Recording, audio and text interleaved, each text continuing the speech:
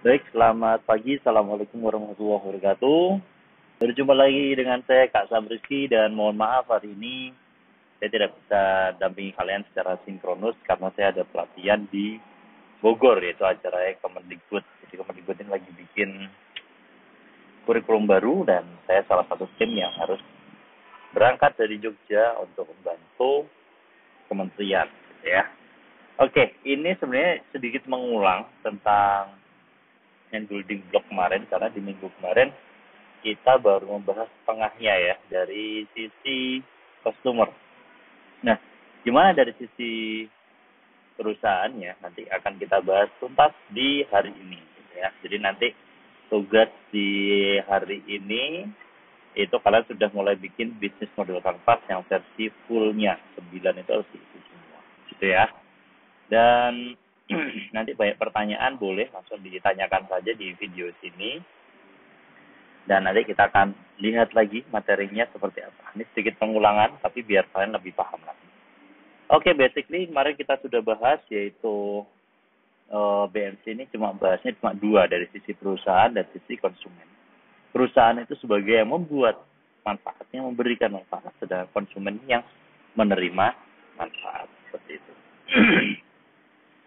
Ini kemarin gambarannya ada 9, ada value proposition, ada customer segment, distribution channel, customer relationship, sampai revenue stream itu di sisi customer.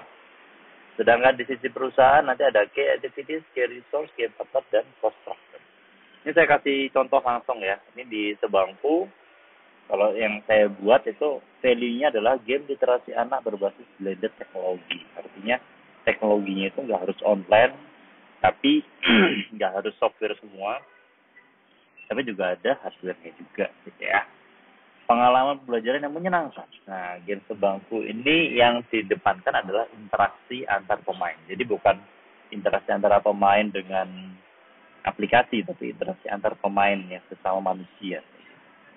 Dan diperkaya, nah ini teknologinya pakai AR, VR, dan juga aplikasi yang ada di Android. Customer siapa? Sebenarnya customer utamanya itu anak SD. Tapi anak SD ini nggak bisa beli.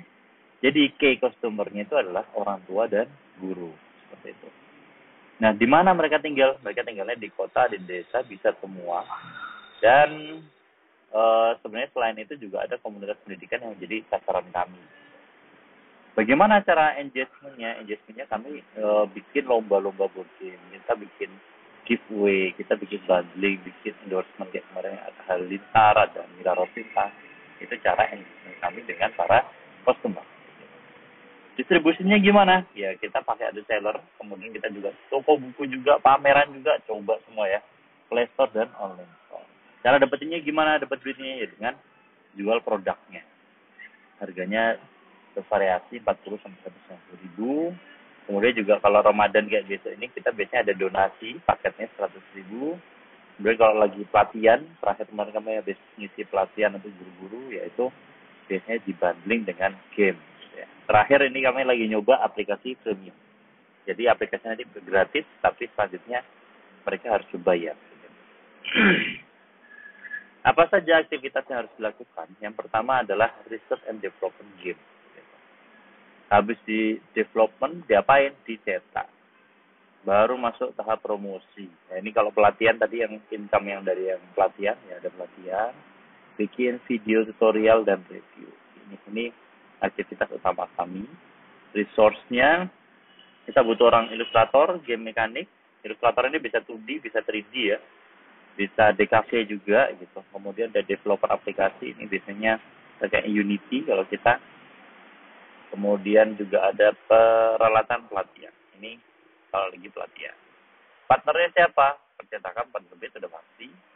Butuh selebgram, youtuber, psikolog ini buat apa? Karena ada beberapa game kami itu ternyata malah bagus untuk anak. Jadi memang bisa diteliti untuk psikolog itu dan komunitas dan sekolah.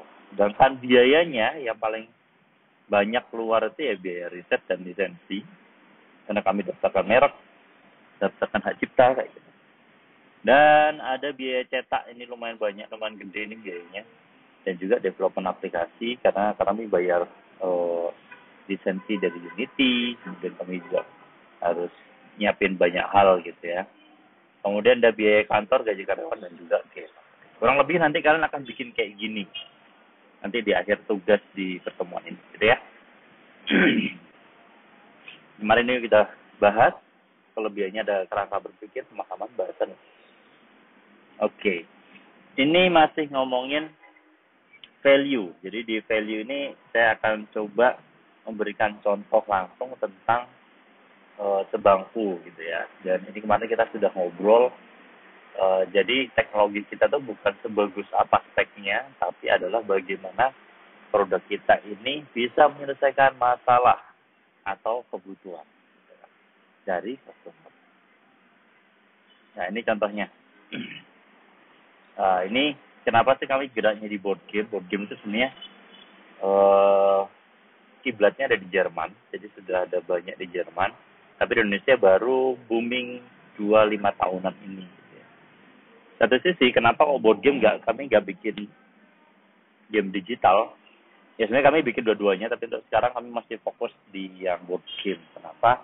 Karena ini, kalau kita lihat dari successful project yang ada di Kickstarter, itu ternyata paling sukses itu adalah board game atau tabletop game itu dibandingkan dari video game. Kenapa? Ya karena proses developernya relatif lebih mudah dan waktunya lebih cepat. Sedangkan modelnya Kickstarter itu kan kita meminta bantuan dana. Nah, bantuan dana ini harus ada tenggat waktunya. Kalau di video game agak susah. Codingnya, begitu. Jadi ada visual ilustratornya, ada storytellernya, dan itu emang butuh waktu yang lama, timnya harus kuat, dan biayanya gede banget. Jadi kalau board game, insya Allah nggak seribet itu, tinggal cetak, langsung selesai. Nah ini masalah yang kami angkat sih. Jadi board game itu kita tahunya monopoli, kayak catur itu juga semuanya board game. Dan sayangnya di luar negeri itu ada merek-merek game yang judulnya Borneo. Ini kan Indonesia banget. Batavia, Sumatera. Sayangnya ini yang bikin bukan orang Indonesia, tapi orang luar negeri. Kenapa nggak kita bikin aja yang kearifan lokal, board game dengan konten-kontennya itu Indonesia banget. Akhirnya dari 2017 tuh mulai rame, KPK juga bikin board game untuk menanamkan karakter-karakter mulia gitu kan buat anak-anak, ajarin kejujuran tapi lewat board game. Kemudian kita juga ada pergi ke Jerman waktu sebelum pandemi itu pameran board game terbesar di dunia tiap tahun. Indonesia sudah ngirim beberapa game-game ini. Jadi sebenarnya kalau kita lihat ya board game ini masih dikit banget, tapi di mulai tahun 2000-an itu emang booming banget. Dan di Indonesia sebangku ini adalah salah satu developer board game. Oke, game literasi anak. Nah, ini yang kami angkat ada dua masalah. Yang pertama adalah proses pembelajaran yang bosenin, medianya yang kurang interaktif. Sedangkan satu sisi yang lain, anak-anak terlalu candu digital. Itulah kenapa tadi kami bilang kelebihan dari produk kami adalah interaksi antar pemain, bukan main HP sendiri. Jadi kumpul tuh harusnya yang ngobrol, bukannya scroll gitu kan. Nah, ini yang ingin kami angkat. Nah, tapi ada sesuatu yang menarik. Nah, ini kemarin ada penelitian teman saya yang meneliti tentang mainan. Jadi dia dokter game. Ternyata dia meneliti dari Sabang sampai Merauke ada satu kata yang ternyata itu diucapkan oleh anak-anak sebelum main board game. Gak cuma board game, main apa aja gitu. Ayo kita ucapkan bareng-bareng ya. Kira-kira kata-katanya apa? 1, 2, 3. Hum, pimpa, alaihum, sampai. Artinya apa masalahnya? Kita nggak tahu artinya gitu ya. Jadi home itu artinya adalah Tuhan. Home pimpa, alaihum, gambreng, dari Tuhan kembali kepada Tuhan. Artinya kita tawakal, pasrah. Gambreng, ayo main. Jadi intinya gimana ya, kalau kita main board game, kita home pimpa itu kan selalu pasrah ya. Ya udahlah, menang alhamdulillah, kalah ya udah. Nggak ada kita kalah, wah kamu curang, kamu kowe uri, nggak ada. Kemudian home pimpa ini ngajarin kita untuk bersosialisasi. Jadi main home pimpa itu minimal 3. Nggak bisa main berdua jadinya sulit. Main satu mulai aneh lagi, home pimpa dalam gambar ini agak stres nih aneh. Gitu ya. Dan ternyata setelah diteliti, banyak board game itu memiliki filosofi yang tinggi banget. Contoh, Dakon, Congklak yang di bawah itu ya gambarnya.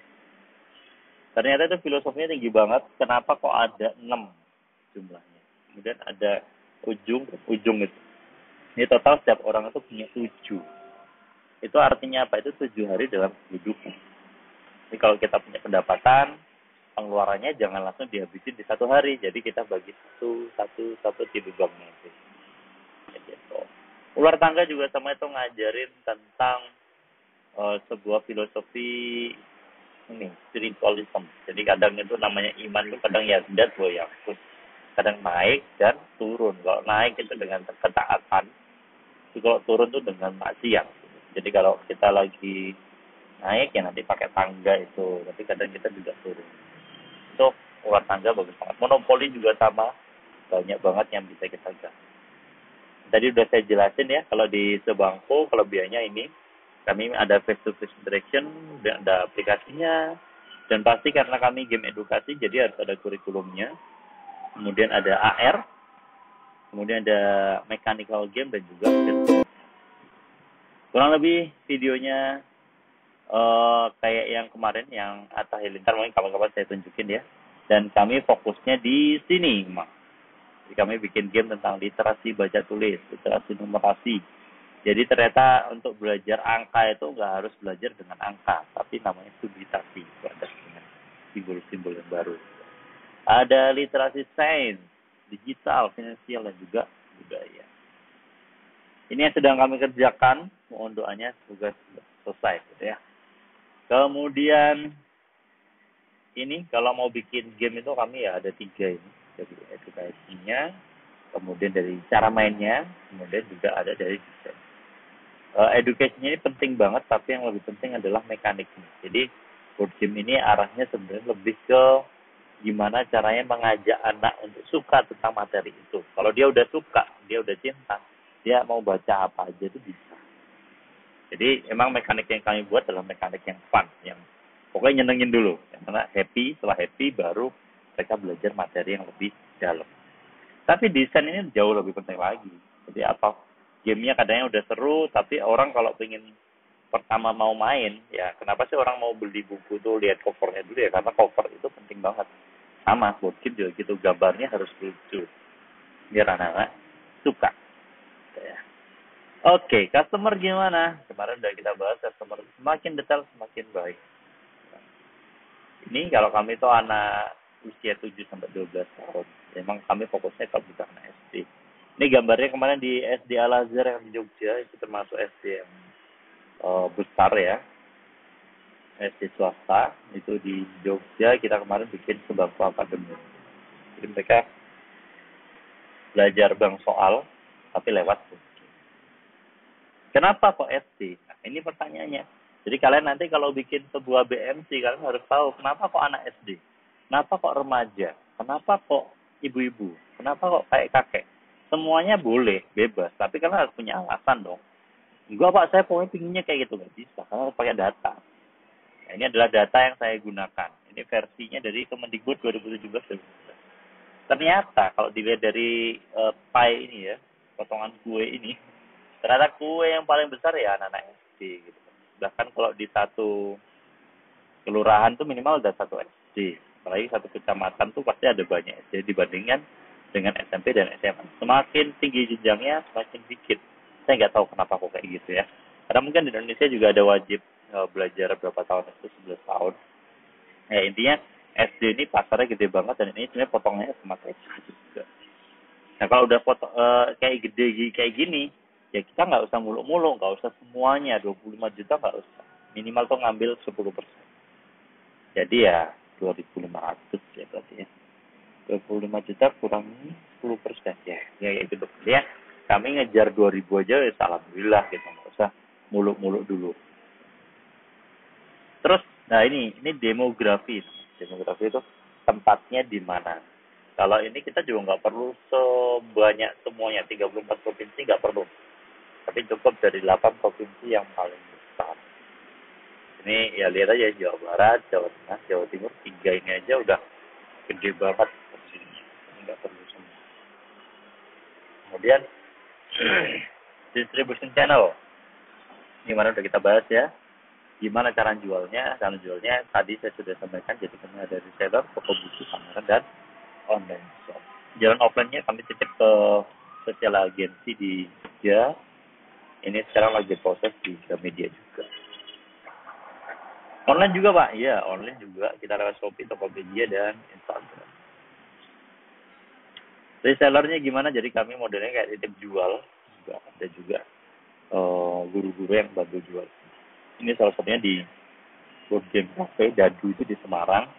Warung Umat itu di Tangerang. Dan Arkanum itu ada di Jakarta. Ya. Kemudian relasinya gimana? Nah, jadi kita biasanya bikin event-event yang tadi saya sudah cerita lewat sosial media, pelatihan, event, dan endorse. Jadi contohnya saya bikin lomba, bikin seminar, kemudian juga bikin bundling penjualan.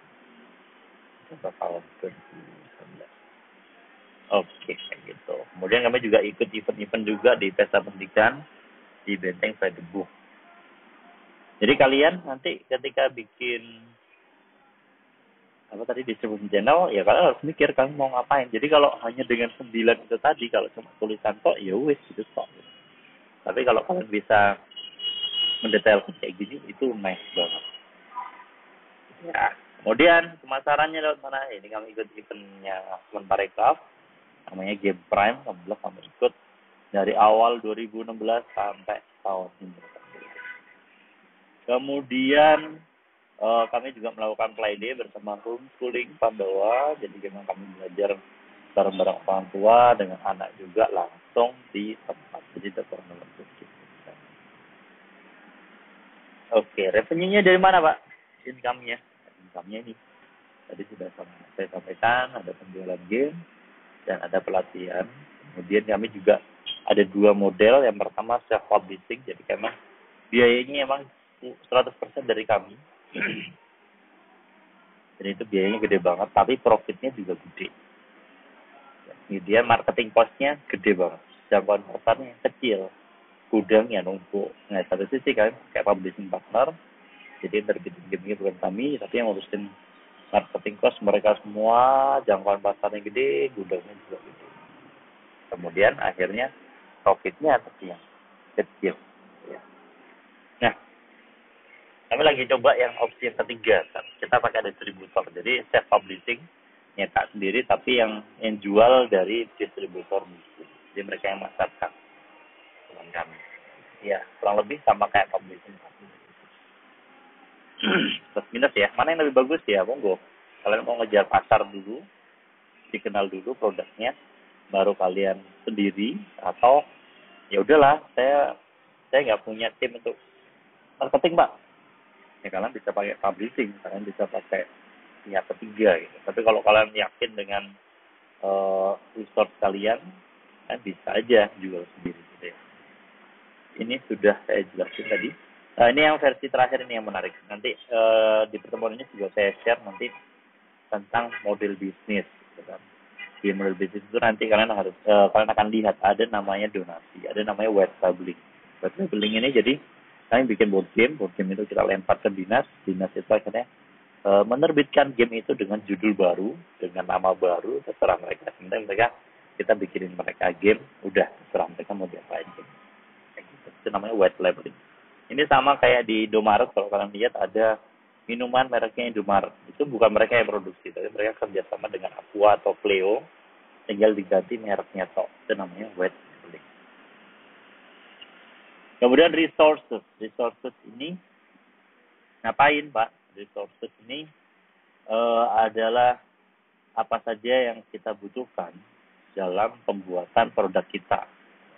Dari sisi keuangannya, kemudian pabriknya mungkin, intelektualnya, kemudian sampai manusianya. Ya, kalau kami resources-nya butuh ilustrator, yang pintar gambar. Kemudian yang kedua ya tim risetnya, kemudian developer dan peralatan pelatihan. Nah ini tadi ya, jadi kalau resources kami itu minimal bikin ini. Ada namanya mekanik dinamik, ini proses penyusunan logika dan tema game. Kalau kalian suka mikir, suka nge-game, ya bisa masuk tim ini. Estetik ini lebih ke gambar. Jadi kayak tadi bisa 2D, bisa 3D, bisa background. Itu kalau sukanya desain-desain bisa masuk di estetik. Kemudian kalau yang sukanya ketemu sama orang presentasi bisa masuk ke promotion. Terakhir itu add-on. Ini lebih yang multimedia dan web. Jadi kami biasanya game-game kami itu ada AR VR-nya. Itu yang bikin adalah tim dari add-on. Nah ini contohnya progres Sutoma dari awal tuh kayak gimana. Jadi awalnya kami membuat beberapa desain ya, bikin prototipe dulu. Dulu awalnya seperti ini, terus akhirnya dari beberapa masukan akhirnya berubah jadi kayak gitu. Jadi di awal gimana prosesnya? Kami bikin prototipe awal. Ini gambarnya dari internet dulu, kemudian yang penting ini bisa dimainin dulu, kita coba. Nah, dicobanya kemana? Langsung ke penggunanya. Ini yang namanya MVP ya, minimum viable product. Jadi nggak harus bikin sampai keren gitu, nggak usah. Tapi coba dengan yang seadanya dulu, dicobakan ke calon customer kita. Kalau mereka oke, dapat feedback, baru kita kerjain. Dan setelah bikin sketsa, baru di coloring. Masuk ke tahap pewarnaan. Ini tadi yang saya ceritain dari mahasiswa saya semester 2, mereka udah bisa bikin kayak gini. Kemudian setelah itu lah gambarnya udah oke. Setelah kan layoutnya ini yang bikin buyang biasanya. Gambarnya wes apik, layoutnya memang. Layout ini kami harus menyesuaikan dengan cara mainnya. Jadi waktu itu kita sempat ganti beberapa kali. Ini contohnya kemarin cara mainnya. Buat teman-teman yang kemarin sudah ke kunjungan industri, pasti udah tahu gimana cara main. Serunya main Sutoma. Ya. Jadi gimana caranya keep simple tapi mengena. Nanti ada teorinya sendiri sih, nanti di desain grafis saya mengajar mata kuliah desain grafis juga di ilmu komunikasi, saya ajarin ada teori-teori tentang desain. Setelah itu baru dimainkan, di print. Setelah di print, diuji cobakan lagi dan feedback, baru deh kita launching. Ini konten gamenya ada lumayan banyak. Kemudian game Sutasoma, The Temple of ya. Oke, jadi itu kita kenalin tentang Rama, kita kenalin tentang Sailendra, Dinasti Sailendra, Ganesha, tapi dengan cara yang fun, dengan gambar-gambar yang model-model mampu. Jadi kita mengangkatnya budaya-budaya Indonesia, tapi dikemas dengan ala internasional. Gitu. Biar Indonesia tetap eksis di luar. Partnernya siapa? Ya partnernya banyak banget. Kita lewat komunitas, kami juga ke pengrajin. Jadi dengan satu board game aja itu bisa menghidupi banyak banget orang-orang di sini gitu, yang ada di partnership. Nah ini kami ada produksinya ini juga kami pakai partner. Kami itu di percetakan yang ada di dekat Jalan Taman Siswa gitu ya. Produksi itu lumayan panjang memang. Kemudian waktu produksinya kami ada intellectual property. Ini kami juga banyak banget merchandise, kami kerja sama dengan orang merchandise. Kalau Rimbook itu kami lebih ke percetakan, visual novel kami juga kerja. Enggak semuanya kami kerjakan sendiri. Jangan pakai model tukang cukur ya. Tukang cukur itu udah motong sendiri, nyuci sendiri, bersihin sendiri, apa-apa sendiri. Sekarang kita mainnya harus tim. Kita pakai partner. Ya. Ini contohnya juga kami partneran juga untuk bikin kaos Suttasoma. Jadi profit sharing. Yang penting hasilnya dikit tapi produk kita banyak. Produk kita bagus. Daripada semua kita kerjain sendiri ujung-ujungnya juga salah. Soalnya memang kita perusahaannya udah gede banget. Tapi untuk awal ya sudah. Kita tuh pakai yang simple. Ini AR Suttasomanya dan ini adalah VR-nya. Partnership juga sama. Kami karena bikin game-nya tadi ya kita kerjasama dengan PT Taman Wisata Candi. Kita juga kerjasama dengan IO, namanya JIHW, Jogja International Business Works, yang datang itu adalah turis-turis dari luar negeri. Nah ini pencapaiannya dengan partner-partner tadi, alhamdulillah kami bisa ketemu Bapak Menteri, ketemu Kaisang, kemarinnya Siti Fauzi, Najila Shihab, Patiaso, dan yang hari ini persis ini adalah dengan Kemendikbud. Oke, kemudian kami juga melakukan, nah ini kalian juga harus mulai mikir kayak gini, dinas mana ya yang bisa digandeng dengan produk kalian. Kalau saya tipenya produknya banyak, nah jadi kerjasamanya juga bisa banyak, karena ini Contoh yang balai arkeologi itu game tentang Sutasoma, tentang candi yang tadi kita bahas banyak tadi. Sedangkan yang satunya kita matematik itu karena fokus tentang matematika. Ya waktu itu memang kami kerjasamanya bikin game untuk matematika. Insya Allah dalam waktu dekat kami launching matematika juga. Jadi beda produk bisa dengan kerjasama B2B itu business to business ya. Ada lagi B2C, business to customer. Kalau business to customer itu modelnya ya kita jualannya langsung customer. Kalau B2B ini kita jualannya ke instansi.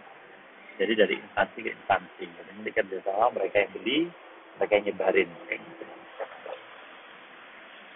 Kemudian kita juga kerjasama lagi. Kalau kita bikin game tentang mitigasi bencana ya kita dengan ini namanya Tagana, Taruna Siaga Bencana. Dan juga Dinas Sosial Kesehatan. Ini pengrajin juga kami lagi menjejaki kerjasama dengan kalian di Jogja tuh banyak banget ya, ada gerabah, ada pasar yang kulit, ada pasar kayu, macam-macam. Jadi ini sayang banget kalau nggak dimaksimalkan. Jadi kalian memang kewirausahaan tuh serunya kayak gini, banyak banget yang harus dipikir. Gitu. Flyer, brosur, jam-jamnya macam-macam ini mumet ya. Oke, video lanjut aja aktivitasnya. Ngapain aja ya, ini prosesnya emang lumayan panjang, mulai dari cari investment, kemudian di develop, dikembangin sampai akhirnya di purchase. Nah, ini sebenarnya kalau value chain ini sudah kita bahas kemarin di ekonomi kreatif, dan ini memang dibahas banyak nanti kalau kalian S2 di IT management, itu nanti kalian akan tahu value chain. Ya ini kita lagi prosesnya tadi, aktivitasnya emang kita lagi bikin ini ya, ada kita. Monggo buat teman-teman yang tertarik join di projectnya, boleh banget. Ini Vista ini gamenya udah siap, tinggal digambarnya. Jadi kemarin kita kerja sama IT tapi berhenti di tengah jalan, sayang banget. Arkeologis ini kelanjutannya dari Sutasoma pinginnya. Jadi nanti akan bahas tentang kerajaan Nusantara. Ayo, monggo buat teman-teman. Ini cara mainnya sama, udah siap juga, tinggal kalian gambar. Ayo, yang suka gambar kerajaan Nusantara boleh join. Setiap orang hutan ini tentang penyelamatan orang hutan. Ternyata orang hutan ini hampir punah dan itu sayangnya ada di Indonesia ya. Cuma selama ini yang meliput itu orang luar negeri, sayang banget. Ayo, silahkan yang suka tentang gambar-gambar tentang realistik boleh join di Save Orang. Dan yang terakhir adalah Sang Legenda. Kalau ini udah selesai ya. Sang Legenda ini kami bikin game untuk storytelling, tapi kami masih ada project yang lain yang lagi progress. Itu adalah Sutasoma Part yang selanjutnya, yaitu tentang Hari Sama. Monggo yang berminat, dan ini kalau ikut lomba menang, kalian bisa langsung jadi inskripsi. Kurang apa menit coba. Ini kemarin saya bagi-bagi untuk SMK itu, jadi mereka saya bagi dari kelompok-kelompok kecil itu harus kerjain game-game. Kemudian nanti dari tim-tim kecil tadi terdiri dari 4 ini yang saya sampaikan tadi ya. Ada divisi ilustrator, divisi cetak, divisi multimedia, promosi ya, dan terakhir adalah divisi komunikasi. Jadi memang nggak bisa kita kerjain sendiri, itu nggak bisa. Harus ada tim. Mumet ya sendiri. Jadi ya minimal 3 dulu dari kalian yang sekarang ini. Dari 3 itu akhirnya harapannya bisa berkembang lagi dan berkembang lagi. Yang penting dimulai dulu aja usahanya. Dimulai dengan apa? Dengan konsep dulu. Setelah konsep baru langsung jalanin. Ketika dijalanin itu ya nanti pasti akan ada perubahan. Karena belajarnya dari situ. Nah, inilah construction interaction. Bagaimana cara kita menentukan sebuah harga produk. Kalau board game atau buku itu biasanya kalau ada buku harganya 100.000, berarti biaya cetaknya adalah dibagi 5. Jadi 100.000 bagi 5, 20.000. Jadi paling biaya cetaknya dia cuma 20.000, tapi jualnya 100.000 bahkan lebih. Kenapa bisa kayak gitu? Ya karena yang paling kaya itu sebenarnya bukan penulisnya, bukan percetakannya, tapi tadi distributornya. Karena mereka harus muter-muter, mereka hampir 50% sendiri. Jadi bisa kayak gitu ya. Model paling gampang ya udah, kalian produksi kalian berapa? Oh, saya produksi board game memang total contohnya ya 20 juta, Pak. Untuk 1000 game. Berarti 20 juta dibagi 1000 ya 20.000. Berarti game kalian minimal banget dijualin 100.000. Kecuali ya kalian punya strategi yang lain, untungnya dikit tapi kayak Xiaomi ya. untungnya dikit tapi penjualannya banyak, bisa kayak gitu. Nah ini tadi ada biaya riset. Kemarin saya daftar merek aja itu 2 juta. Sekarang udah naik merek, daftar merek itu 3 juta. Dan kemudian tiap game kami itu ada haki itu 400.000. Udah kayak gitu lah ini. Belum biaya cetaknya sekitar 20-30 juta. Belum merchandise-nya, belum kantornya, belum gaji karyawannya. Jadi setelah itu ditotal semua, ada biaya cost yang fix yang pasti keluar bulanan.